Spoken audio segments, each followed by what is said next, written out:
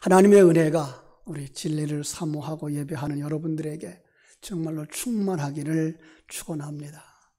참 요즘 세상이 참 어지럽다 하는 소리가 저절로 나옵니다. 그죠? 코로나19로 말미암아서 여기저기 확진자들이 발생하고 있어요. 우리 주변에도 많이 있어요. 그렇죠? 우리 동네까지 한 2명이 발생했다. 그 후에 발생하지 않아서 감사한 마음도 있는데, 은행동에도 또 정왕동에도 이렇게 발생하는 모습을 보면서, 참 전국에 환자들이 많이 퍼져 있구나. 한 7, 80명 이렇게 발생하다가 100명으로 증가되어졌을 땐 그 원인이 교회에 있다, 또 무슨 어느 집회에 있다 떠들면서 마녀 사냥을 하는 것 같았던 정부가 이제는 500명이다, 600명이다 되니까 쿠폰을 발행하면서 소비를 진작시킨다, 사람들을 거리로 나오게 하자 했던 이들의 책임을 묻는 얘기는 꺼내지도 못하는 그런 상황이죠. 그런가 하면 한 중요한 사건을 열어줄 만한 열쇠를 쥔 사람들이 자살을 했다 하는 현실들, 그렇게 하면서 죄를 덮어보려고 하는 건지, 그렇게 앞에서 떠들어대면서 배후에서 국회 안에서 악법을 통과시키려고 하는 건지 걱정된다라고 하는 이들의 그 음성이 들릴 수밖에 없는 이런 현실. 참 우리가 기도하지 아니할 때는 기도해야 될 때라고 생각하고, 우리가 기도하지 않으면 안 될 때라고 생각하게 되는 이런 상황을 만났습니다. 예수님 당시에도 그랬던 것 같아요. 오늘 본문에 나오는 그해 6월절, 예수님이 등장으로 말미암아서 그 예루살렘에 소용돌이가 아주 많이 일어났죠. 베데스다 연못가에서 38년 된 병자를 고치셨다고 하는 그 기적으로부터 시작되어져 가지고 오병이어로 말미암아서 남자들만 5,000명을 배불리 먹이셨다. 그러니까 마음들이 예수님께로 막 쏠렸다. 들리는 소문에 의하니까 한밤중에 예수님이 풍랑 위로 걸어오셔서 배에 오르시니까 바다가 잔잔하게 되었고 그들을 목적지까지 이끌어가게 해주셨다. 그러면서 사람들이 생각하는 거예요. 과연 그 예수는 누굴까? 그는 유대교에 도전하는 돌팔이인가? 아니면 율법에 능통한 선지자인가? 오늘 본문도 마침내 이 초막절 마지막 날에 일어난 사건인 것을 우리가 알 수가 있습니다. 유대인 제사장들이 금 항아리를 가지고 실로암 못에 내려가서 물을 떠다가 성전 문지방에 붓고 성전 제단에 부어서 문 밖에까지 물이 흘러내리게 하고 있는 그러한 성전 마지막 쯤에 큰 소리가 들리는 거예요. 누구든지 목마르거든 내게로 와서 마시라. 알고 보니까 예수인 거예요. 무리들이 또 쑥덕거리는 거예요. 이 사람 참으로 그 선지자인가 봐. 아마 우리 조상들 적부터 기다리던 메시아일 거야. 예수 성경을 좀 안다는 사람들은 말합니다. 야, 그리스도가 어떻게 갈릴리에서 나오겠느냐? 베들레헴에서 나오리라고 하지 않았냐? 마치 요즘 정치권에서 진보주의자들과 보수주의자들이 서로 자기들의 의견을 주장하다고 떠들다가 힘싸움을 하는 것처럼 이 초막절 마지막이 시끌시끌하게 되어졌고, 어떤 사람은 예수를 잡아야 된다고, 그래야만 이 상황이 조용해질 거라고 생각하고, 어떤 사람들은 군중이 두려워서 그렇게 하지 못하게 된 거 아니냐라고 이렇게 걱정합니다. 마치 오늘 우리 이 나라의 국정을 보는 것 같은 상황이 되었습니다.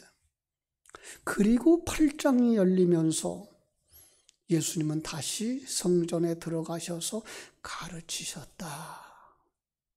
조용히 몇 사람과 둘러앉아서 진리로 논하고 계시는데 사람들이 또 한패가 우르르 몰려드는 거예요.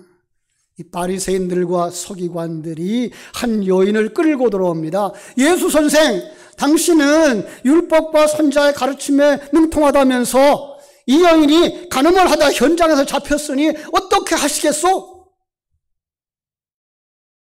예수님 참 난감하게 됐습니다. 지금까지 죄 사함과 용서를 설교했는데 그들이 들고 나오는 것이 율법이었습니다. 율법에는 이런 여자 돌로 치라 명하였는데 당신은 어떻게 하겠소라고 추궁을 하고 있는 겁니다. 성경은 이것을 예수님을 시험하는 것이었다라고 말하고 있습니다. 함정을 파고 거기 빠뜨림으로써 꼼짝달싹 못하게 했다라는 생각하는 거예요. 그런데 잠시 시간이 흘러가기를 기다린 예수님이 몸을 굽혀서 땅에 손가락으로 뭐라고 쓰십니다. 그들은 계속 소리를 지르는 거죠. 마치 데모하는 군중들처럼. 그런데 예수님이 일어나시더니 너희 중에 죄 없는 자가 돌로 치라 말씀하시고 다시 몸을 굽혀서 땅바닥에 글을 쓰셔요. 그러자 이상한 일이 벌어졌습니다. 옆에 있던 사람들이 양심의 가책을 받아서 한 사람씩 그 자리를 떠나는 거예요. 얼만큼 시간이 지나가자 사람들은 다 가고 예수님과 그 여인만 남았습니다. 예수님이 여자에게 물어요. 너를 고발하던 자가 어디 있느냐? 정죄하는 자가 없느냐? 여인이 조용히 대답합니다. 주여, 없나이다. 예수님 말씀이 나도 너를 정죄하지 아니하노니 가서 다시는 죄를 범하지 말라. 이렇게 이야기는 끝이 납니다. 여러분, 성도들이 이 진리를 묵상하는 설교를 어렵다라고 합니다. 성경도 그렇게 얘기를 해요. 조금 앞으로 가서 6장 60절에 가보니까 이 오병이어의 이야기를 계속 풀어주시는데도 불구하고 제자 중에 여럿이 듣고 말하기를 이 말씀은 어렵도다. 누가 들을 수 있으랴 그래요.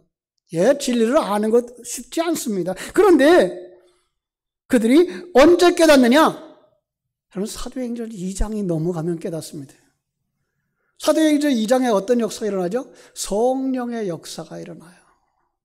성령의 역사가 일어나면 깨달아지는 거예요. 성령의 역사가 있으면 목마른 자가 시원한 물을 마신 것처럼 해갈이 되는 줄로 믿습니다. 7장 37절에서도 말하였어요. 명절 끝날 곧 큰 날에 그 초막절 절기 끝날에 주님이 소리를 쳐 알리는 것이 있었습니다. 누구든지 목마르거든 내게로 와서 마시라. 이건 뭐였다고요? 성령을 오시면, 그죠? 성령 받기를 소원하셨다라는 거예요. 목마른 사람 물을 마시면 시원함을 얻습니다. 오늘 예배를 드리고 돌아가는 여러분의 심령이 이렇게 시원함을 얻게 되기를 주님의 이름으로 축원합니다. 오늘 말씀을요 잘 보시면 서기관과 바리새인이 한 여인을 끌고 와서 예수님을 시험하는데요. 예수님이 먼저 땅바닥에다가 손가락으로 글을 씁니다.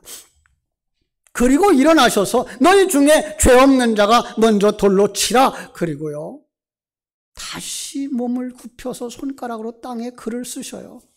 우리는 여기서 힌트를 얻을 수 있어요. 손가락에다가 글을 쓰시는 이 장면이에요.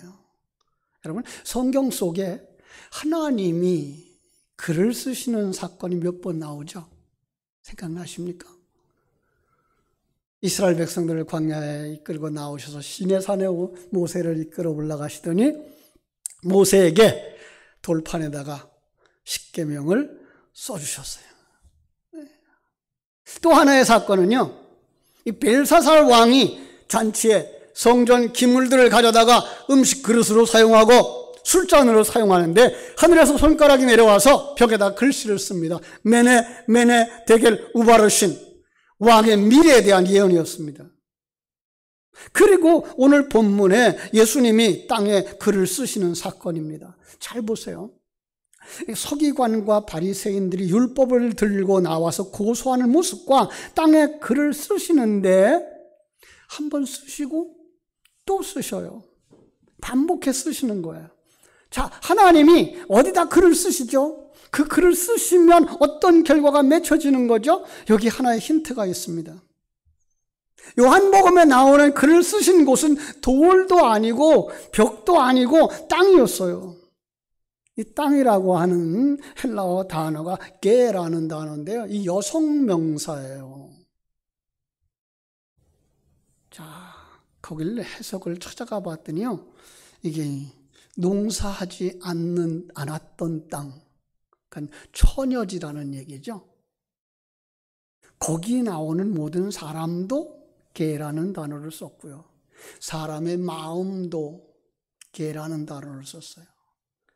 그런데 이야기가 어떤 사건과 연결되어졌는지 오늘 본문 앞뒤를 살펴보면 그래요. 요한은 지금 7장에서 예수님이 뭐라고 말했다고요? 나는 물이다. 목마른 자들은 내게로 오라 라고 말씀하신 거예요. 여기 물이 등장을 하는데요. 이 물과 목마른 자들, 타락한 이들을 상징하는 땅이 섞이면 죄가 드러나든지 죄가 사해지는 그림이 이미 구약에 보여졌던 것을 우리는 생각나게 합니다. 민수기 5장이에요. 민수기 5장 11절로 28절인데요. 이야기가 좀 길어요. 제가 간단하게 설명을 할게요. 어떤 남자가 자기 아내를 의심하게 된 거예요. 아내가 간음을 했다라는 생각을 가지는 거죠. 13절에 보니까 의심스러운데 증거가 없는 거예요. 14절에 보니까 아내는 절대로 더럽혀지지 않았다는 거예요. 그때 이 여인이 간음했는지 안 했는지를 판별할 때 16절에 보니까 제사장이 이 거룩한 물과 17절에 보니까 성전 바닥에 티끌을 물에 넣고요.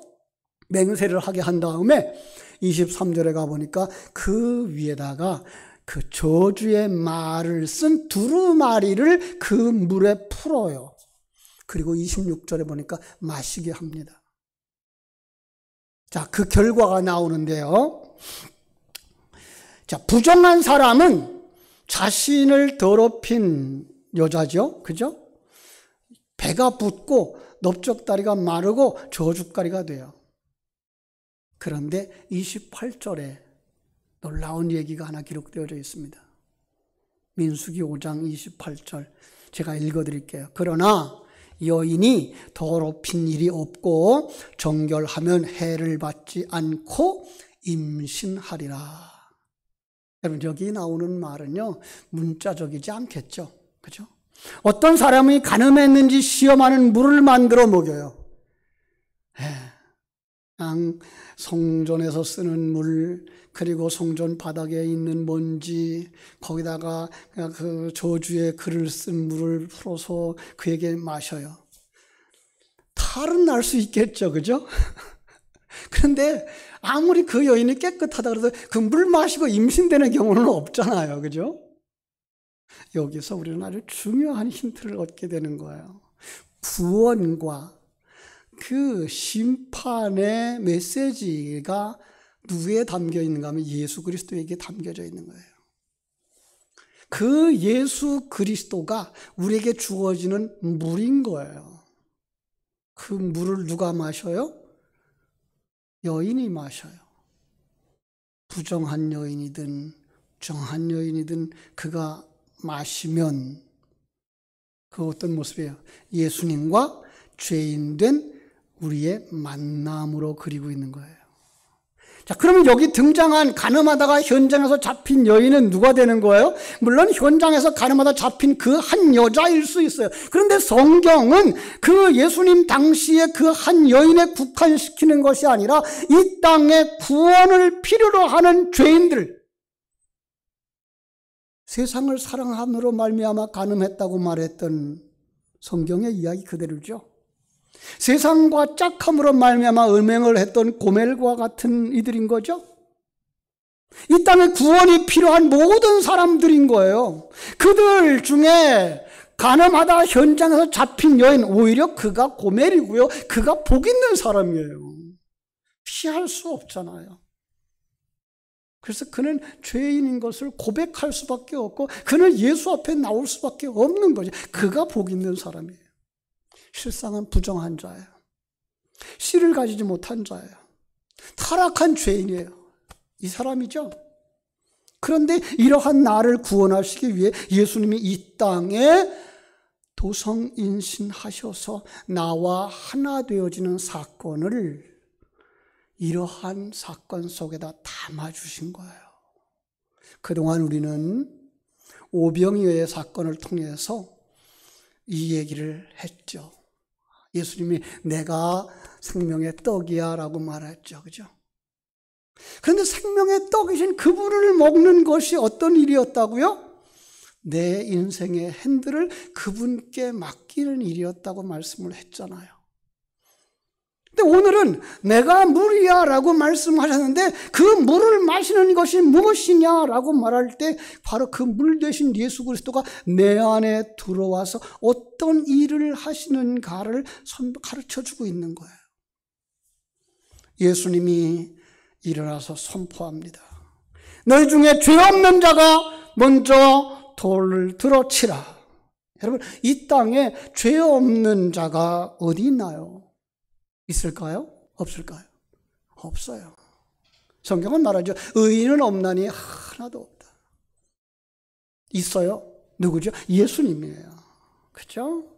그런데 예수님이 어떤 행동을 하셨죠? 손가락으로 땅에 글을 쓰셔요. 말씀이 땅에 내려와 땅과 하나 되는 그림인 거예요. 자, 이 그림을요, 오늘 물이라고 하는 것과 연결시켜서 하나의 그림을 가져올게요. 요한복음 9장으로 가시면요, 나면서부터 소경된 자가 나오죠. 그죠? 주님께서 그를 어떻게 고치시죠? 침을 뱉어요. 그죠? 그래서 땅에 있는 먼지와 개요, 물과 흙이 반죽이 되어져서 그의 눈에 발라지고 그를 어디로 보내요? 실로암으로 보내요. 가서 씻으라는 거예요. 그러면 거기 가서 흙과 그 물은 그 실로암 물에 씻겨서 그 속에 떨어져도 그는 눈이 열려지는 거예요. 바로 그의 눈을 뜨게 하기 위해서, 영적인 눈을 뜨게 하기 위해서 주님이신 말씀이 우리 죄인과 하나 되어져서 하나님의 보내심을 받는 그 과정 속에, 순종하는 그 과정 속에 영적인 눈이 열리는 것처럼 오늘 이 말씀은 물이신 예수 그리스도가 죄인된 우리와 하나 되어지는 그림을 이렇게 그려내고 있는 거예요. 그러니까 더 정확하게 말하면 예수님은 이미 그 여인을 구원하시기 위해서, 이 땅에 죄인된 우리를 구원하시기 위해서, 이 우리들과 한 몸을 이루시기 위해서 자신이 우리 죄인된 우리와 하나 되신 거죠. 그래서 예수님이 뭐라고 말씀하시죠? 나도 너를 정죄하지 아니한다 그래요. 왜요? 죄 없는 자가 돌을 들어 저 여인을 치라 그랬어요. 근데 저 여인의 죄가 이미 예수님에게로 다 옮겨갔어요. 그럼 예수님도 죄인처럼 된 거죠. 우리의 죄가 그에게 전가됐으니까. 그래서 주님도 우리를 돌로 치지 않는 거예요. 지난주 금요일 날 설교 속에서는 그게 그리스도께서 우리를 채율하셨다라고 하는 거예요. 우리의 모든 죄를 다 경험하시는 거예요. 다 아시는 거예요. 그러면서 우리를 도우시는 거죠. 말씀하십니다. 다시는 죄를 범하지 마라. 이해를 돕기 위해서 누가복음 8장 43절과 48절의 이야기를 가져올게요. 혈루증 여인의 이야기예요. 12해를 혈루증으로 앓던 중에 아무에게도 고침을 받지 못하던 여자가 예수의 뒤로 와서 예수의 옷가에 손을 대니까 혈루증이 즉시로 고쳐졌더라. 여러분, 혈루증을 앓는 여자는요, 성경 속에 부정한 여자라고 여겨져요. 부정한 여자는요, 아무한테나 갈 수가 없었어요. 그런데 감히 예수님을 만나죠. 왜요? 예수님의 옷가에 손만 대도 낫겠다라는 믿음을 가지고 나와요. 그래서 예수님의 옷가, 그쵸? 겉옷이에요. 그 겉옷에 손을 대니, 이 단어가요, 놀랍게도 합토라는 단어예요. 달라붙다, 악교로 붙이다, 그래요. 과거에는요, 이 나무를 가공하고 접합 뿌리고 그 가구를 만들 때 악교 풀을 썼어요. 민어 부레를 녹여서 만든 풀인데요. 이건 얼마나 그 접착력이 좋은지요. 이걸 떼려면 다른 부분이 떨어져 나갈지언정 이 악교로 붙인 자리는 떨어지지 않을 만큼 접착력이 좋은 풀이에요. 근데 그 단어를 여기다 붙인 거예요. 이 여인이 예수님의 옷가에 손을 딱 댔는데 그걸 어떻게 그린 거라고요? 예수님과 그 여자가 하나 되어진 그림으로 그린 거예요. 마치 예수님의 손가락이 땅에다가 글씨를 쓰신 것처럼 하나가 되어진 거예요. 그러자 이 부정한 여인의 죄가 예수님께로 전이 되어지고 이 여인의 부정이 정결함으로 바뀐 거예요. 이게 죄사함의 과정인 거예요. 부정한 여자가 깨끗하고 거룩한 자로 회복되어지는 거죠. 자, 그 이야기를 가지고 오늘 본문으로 옵니다. 율법에 의하면 이 여인은 돌에 맞아 죽어야 합니다. 그건 하나님의 율법이고 약속이었으니까요. 그래서 첫 번째 땅에다가 글씨를 쓴 겁니다. 여러분, 첫 번째 땅에 돌비가 생각나시나요? 십계명 돌비 첫 번째예요. 그건 어떻게 되죠? 율법이에요. 그 율법대로 사용하면은 이 여인은 돌에 맞아 죽는 거예요. 그래서 일어나서 말씀을 선포하는 거예요. 죄 없는 자가 돌을 들어 치라고 선포를 하는 거예요. 그리고 다시 두 번째 글을 쓰시는 거예요. 두 번째 돌비는요, 어디로 가셨는지 아시나요? 지성소로 들어가요. 너희들은 그 율법에 의해선 죽을 수밖에 없는 자들이야를 보여주면서 지성소에 들어가는데, 지성소에 어떻게 들어가나요? 성막 안으로 들어가요. 그리고 그 성막 위에는 어린 양의 피가 발라지게 되어져 있는 거죠. 예수 그리스도의 보혈로 말미암아서만 너희들이 천국에 들어가는 거야를 상징하는 지성소 안에 안치되어져 있었던 거예요. 그렇습니다. 우리의 모든 죄를 이 땅에 오신 주님이 짊어지시고 고난의 채찍을 맞으시며 십자가의 형벌을 받으시며 우리를 죄 없다 하심의 자리에 세워주시는 줄로 믿습니다.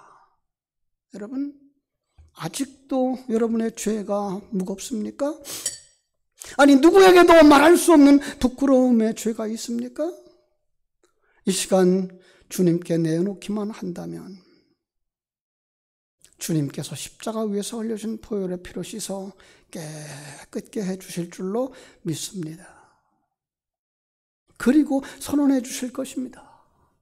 이 사람도 아브라함의 자손이로다.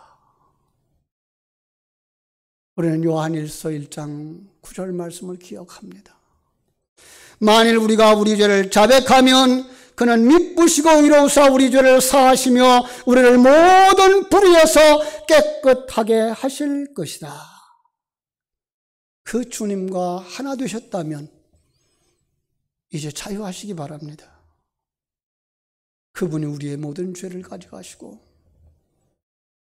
그분이 우리를 대신해서 채찍에 맞으시고 그분이 우리 위해서 십자가에 지셨습니다.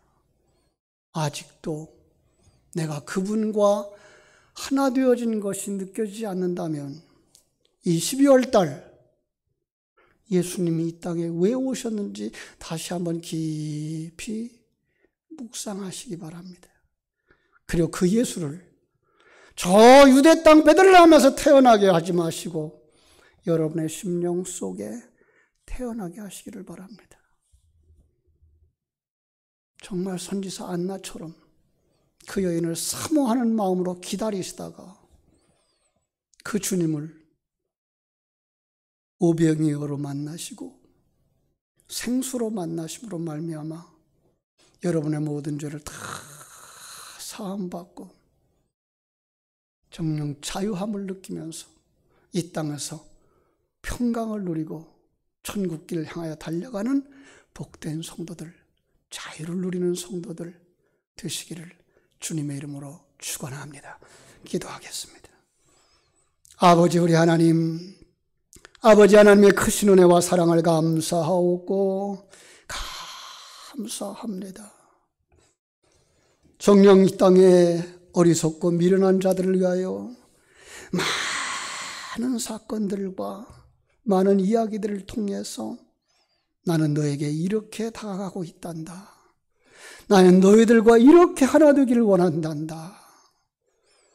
마음의 문을 열고 나를 영접하기만 한다면, 나를 생명의 떡으로 받아들이기를 원한다면, 나를 생수로 받아들이기만 한다면 나는 너희들 속에 들어가서 너희들과 하나 되어져 너희들의 모든 죄를 대속하고 너희들을 자유하게 하며 평안하게 하며 천국 백성 되게 하며 천국길을 가게 하겠다라고 말씀하시는 주의 음성을 들을 수 있는 성도들 되게 하여 주시옵소서.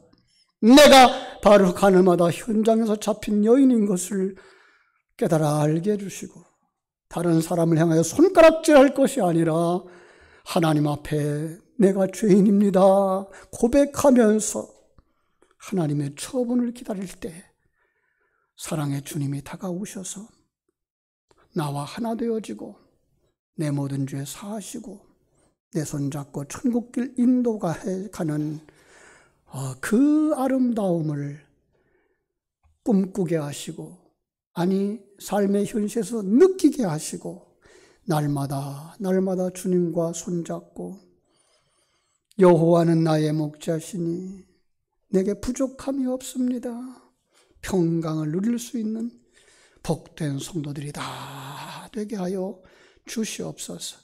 그 주님을 맞이하는 이 성탄의 달 12월을 참으로 코로나19로 말미암아서 잃어버릴 것이 아니라 어떻게 우리가 가정 속에서 우리 자녀들과 아름답게 그리고 의미 있게 성탄절을 만들 것인가를 묵상하고 연구하는 살아있는 교회들이 되게 하여 주시옵소서. 예수님 거룩하신 이름으로 기도드리옵나이다. 아멘.